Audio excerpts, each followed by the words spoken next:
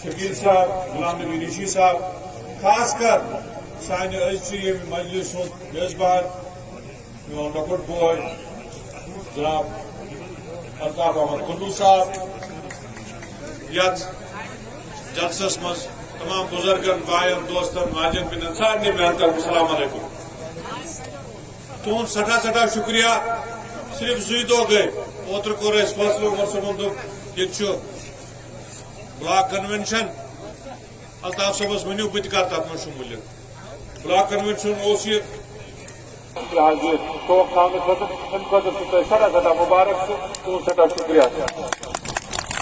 आज ब्या मुबारक तंजीमन core candidate नामजद गुक नुमाइंद पे तरफ पार्लियामेंट खुद वोल या साउथ कश्मीर पीर पंजाल कॉन्स्टिट्यूंसी खुद सदा मुबारक।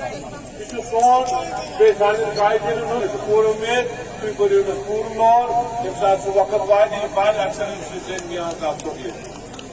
यह साउथ कश्मीर की सीट करो कशीबी तमाशा। आज ए टीम, बी टीम, सी टीम सबको दिल्ली बुलाया जाता है। कहा जाता है कि आप आपस के गिले शिकवे जो है छोड़ दो। यही इनका मकसद है। इनको और कुछ नहीं चाहिए। इनको आपकी परेशानियों से कोई ताल्लुक नहीं। इनको आपके मुतालबों से कोई परेशानी नहीं। आपके दुख दर्द से इनको कोई लेना देना नहीं। एक ही मकसद है इनको किस तरह हम दिल्ली को खुश करें। आज भी हमने, क्योंकि जनता नहीं है, उस वक्त जनता पार्टी थी, आज जनता के साथ उन्होंने भारतीय जोड़ दिया है। उस वक्त जनता पार्टी, वो मायूसी, वो परेशानी, वो नाराजगी, उसका असर भी मेरे ऊपर पड़ेगा। तो फिर मेरा फर्ज बनता है कि मैं उसकी तर्जुमानी करूं, उसका इलाज ढूंढने की कोशिश करूं।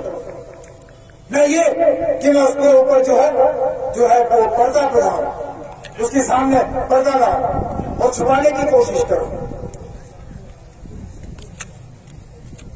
इसलिए मैं कहता हूं कि इन इलेक्शनों की अहमियत जो है वो कम नहीं गई। आपने सिर्फ एक ही पैगाम पे सोचना है। आपने सिर्फ एक ही सवाल का जवाब देना है। जब पोलिंग बूथ के अंदर आप चले जाओगे, आपने सिर्फ और सिर्फ ये देखना है कि क्या 5 अगस्त 2019 के बाद आपकी जिंदगी में बेहतरी आई या नहीं।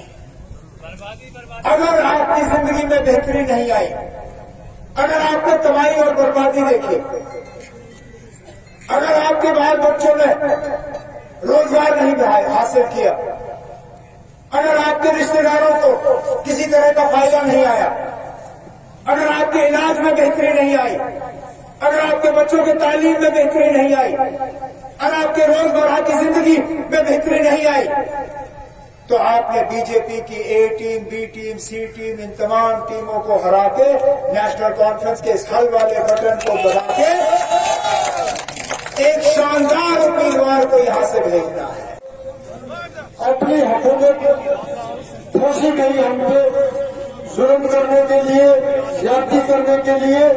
हमारा रोजगार छीना गया, हमारी जमीनें छीनी गई, हमारे हकूक पर डाका डाला गया और जो कुछ जहां पे 5 अगस्त 2019 को हुआ, लोगों ने उस फैसले को तस्लीम नहीं किया। लेकिन आज लोगों के पास मौका है उन ताकतों को ये दिखाने के लिए कि जिन्होंने ये फैसला किया, जिन्होंने हमारी इज्जत और आबरू पे हमला किया। मैंने कोई बात आपके सामने नहीं की। ये सुप्रीम कोर्ट के फैसले के बाद ये सारी जानकारी आपके सामने है। अब अगर मीडिया वाले सवाल ना करें हुकूमत से, तो फिर हमारी जिम्मेदारी बनती है ना सवाल करने की। हम तो सीधा सीधा सिर्फ सवाल यही कर रहे हैं कि जो प्रोजेक्ट यहाँ बनाने वाली कंपनियां हैं, रतलाए हो, सुजीला टनल हो, उन्होंने किस बुनियाद पे ये इलेक्ट्रल बॉन्ड्स लेने का काम किया। बस बाकी जो मतलब इलेक्शन में आपने कहा कि इस तरह की तकरीरें क्यों हो रही हैं, जनाब इस तरह की तकरीर अगर इलेक्शन में नहीं होगी तो कब होगी ना। And who are the A team, B team, C team? Just to elaborate, sir, today. सुनिए ना, अगर आपको ये नहीं मालूम तो फिर किसको मालूम होगा? जो लोग दिल्ली जाके वहां से ऑर्डर हासिल करते हैं, जो दिल्ली के इशारों पे एक स्टेज पे आते हैं, जो जाती तौर एक दूसरे को पसंद नहीं करते लेकिन एक दूसरे को आज इलेक्शन में जितवाने की कोशिश कर रहे हैं, वही लोग हैं ना, वही लोग। केजरीवाल को जो है जेल भेज दिया गया, उस पर आपकी रिएक्शन? न सिर्फ हमने बल्कि दुनिया के ताकतवर मुल्कों ने भी इस चीज का जो है इसको नोटिस किया है, किस तरह इलेक्शन से पहले चुन चुन के ऑपोजिशन के लीडरों को निशाना बनाया जा रहा है। केजरीवाल साहब अब दूसरे चीफ मिनिस्टर हैं जिनको हाल ही में गिरफ्तार किया है, और ये इनका गिरफ्तार होना और एजेंसियों को इस तरह इस्तेमाल करना, ये इस मुल्क की जमहूरियत के लिए जो है एक बहुत खतरनाक सूरत हाल है, और मुल्क को जो है बहुत आगे तक इसका खमियाजा भुगतना पड़ेगा। अब हम तो ये उम्मीद करते हैं कि सुप्रीम कोर्ट और इलेक्शन कमीशन जो है इस चीज का जो है इसको नजरअंदाज ना करें और इलेक्शनों में इस तरह एजेंसियों को इस्तेमाल जो है उस पर रोक लगाएं। उमर साहब, ये बताइए कि जिस तरह से बीजेपी का कहना है कि दिल्ली में स्टेज शेयर किया जाता है, लेकिन जम्मू कश्मीर के हालात ऐसे नहीं है कि जो यकजहती में चल रही है दो पार्टियां, तो ऐसे में पीडीपी को कैसे आप ऑन बोर्ड लेंगे और क्या आपको लगता है कि पीडीपी का जी इंडिया अलायंस में हम एक साथ थे, स्टेज पे एक साथ थे, तो इसमें सवाल उठाने का क्या है ना, हम स्टेज पे एक साथ थे, इंडिया अलायंस को तोड़ने का काम किसी ने नहीं किया। तो फिर सर मियां साहब को नॉर्थ कश्मीर से ला के क्या नेशनल कॉन्फ्रेंस यहाँ पे कमजोर थी कि यहाँ पे इतने सारे कैंडिडेट थे? नेशनल कॉन्फ्रेंस कश्मीर से कहाँ लाया मियां साहब? यहीं के हैं, सेंट्रल कश्मीर से लाया ना सर।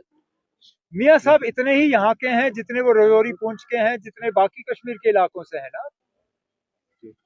अगर हमारे प्रधानमंत्री जो है वो गुजरात से उठ के यूपी में इलेक्शन लड़ सकते हैं, उस पर आपके चैनलों को कोई एतराज नहीं होता।